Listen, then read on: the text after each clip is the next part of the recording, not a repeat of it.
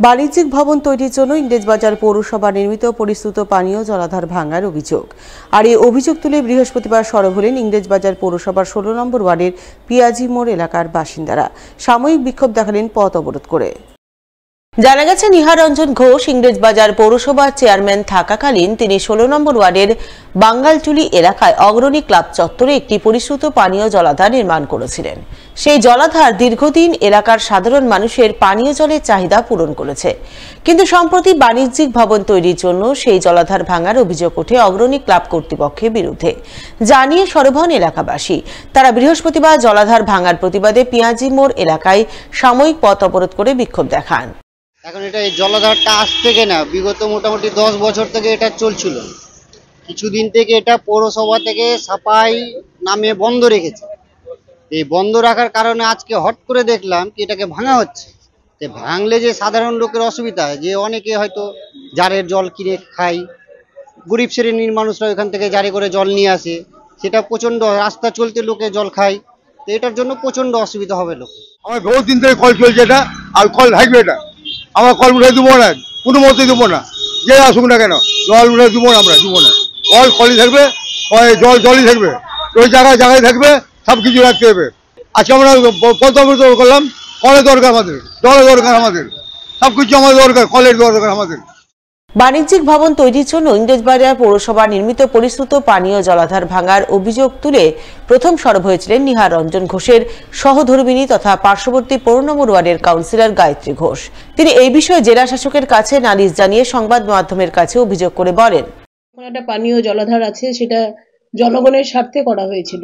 তো সেখানে যদি একটা পানীয় জলের জলাধার থাকে, সেখানে বহু লোক উপকৃত হয়। আমি চাই সেখানে একটা ICDS এর প্রকল্প আছে, কোনোভাবে যেন সেই জলাধারকে নষ্ট করে, সরকারি সম্পত্তিকে নষ্ট না করে সেই বাণিজ্যিক ভবন যদি তৈরি করতে হয় করুক, কিন্তু সেই বাণিজ্যিক ভবনে যেন পৌরসভার অনুমোদন নিয়ে তারপরেই করে। বর্তমানে আমি যেটা জানতে পেরেছি, পৌর প্রধান থেকে শুরু করে এলাকার কাউন্সিলরের কাছে থেকে জানতে পেরেছি, তার কোনো অনুমোদন কিন্তু করা হয়নি। না, এ নিয়ে কোথাও পৌরসভাতে কোনো CIC মিটিং বলুন বা BOC বলুন, কোথাও কিছুর অনুমোদন করা হয়নি বা কোনো লিখিত কোনো অনুমোদনও নেওয়া হয়নি বা কোনো কিছু জানানোও হয়নি কাউকে। তো আমি জানতে পারি যে ওখানে ওটা ভাঙা হচ্ছে।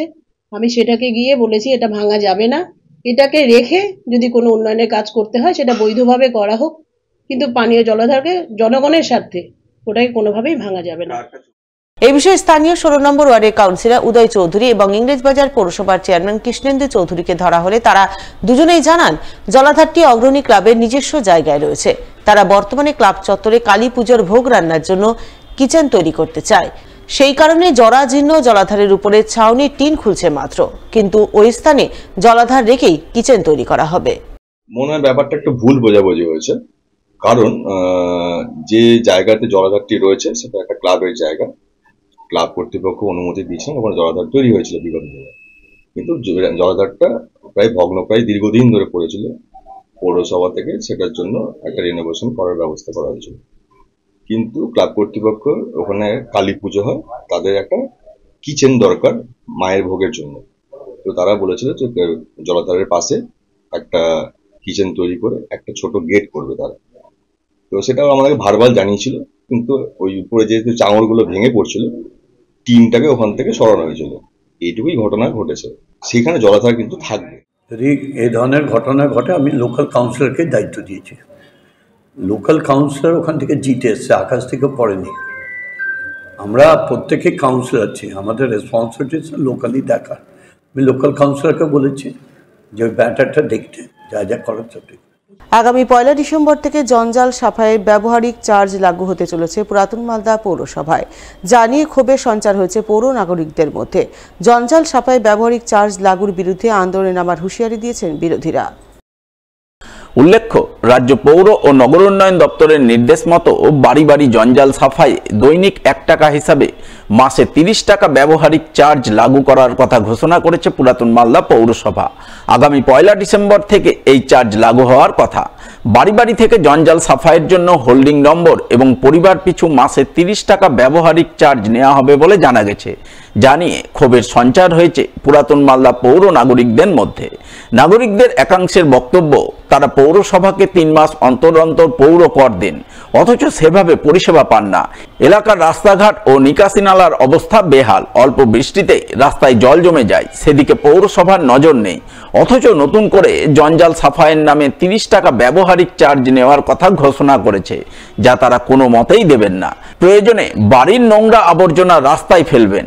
আমরা প্রত্যেক 3 মাস অন্তর অন্তর পৌরসভাকে ট্যাক্স দিই, যে ট্যাক্সের মাধ্যমে ধরুন রাস্তাঘাট পরিষ্কার পরিচ্ছন্ন, ড্রেন পরিষ্কার পরিচ্ছন্ন, লাইট এগুলো থাকে, পরিষ্কার কাজ করা থাকে পৌরসভার।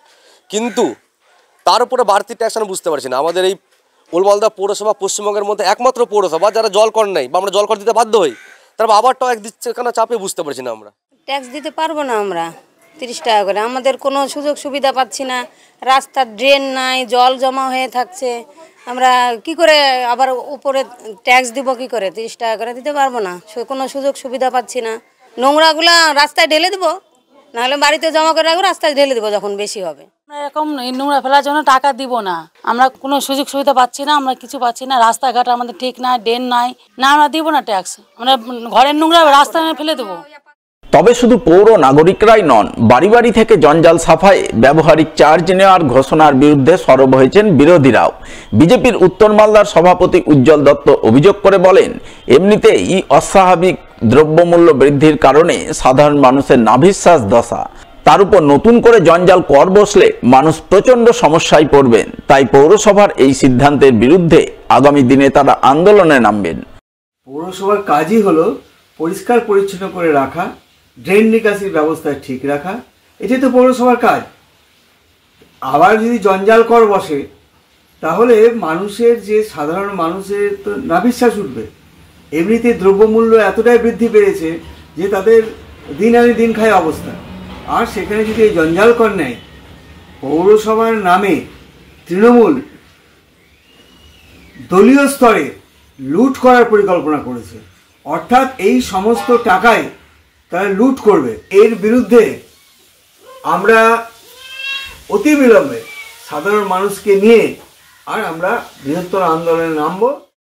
এ বিষয়ে পুরাতন মালদা পৌরসভার চেয়ারম্যান কার্তিক ঘোষ বলেন, রাজ্য পৌর ও নগর উন্নয়ন সংস্থা পৌরসভাগুলিকে স্বনির্ভর হতে বলেছে, বাড়ি বাড়ি থেকে জঞ্জাল সাফাইয়ে ব্যবহারিক চার্জ নিতে বলেছে। সেই নির্দেশ মেনেই পুরাতন মালদা পৌরসভা বাড়ি বাড়ি থেকে জঞ্জাল সাফাইয়ে আগামী 1 ডিসেম্বর থেকে ন্যূনতম সার্ভিস চার্জ নিতে চলেছে। এই বিষয়ে কোনো সমস্যা থাকলে তারা সাধারণ মানুষের সঙ্গে আলাপ আলোচনা করে সেই সমস্যা মিটিয়ে ফেলবেন।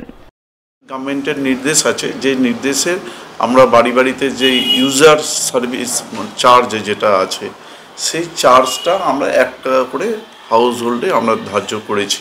এটা ন্যূনতম 1 টাকা এমন কিছু নয়, কিন্তু আমরা ন্যূনতম একটা চার্জ আমরা সেটা ইমপ্লিমেন্ট করেছি। এবং যদি মানুষের সেটা নিয়ে বলার কিছু থাকে, নিশ্চয়ই আমরা মানুষের সঙ্গে, পৌর নাগরিকদের সঙ্গে নিশ্চয়ই আমরা আলোচনা করব, যে তাদের সঙ্গে আলোচনা করে এটাকে যদি সমস্যা থাকে সেটা সমস্যার সমাধান আমরা করব।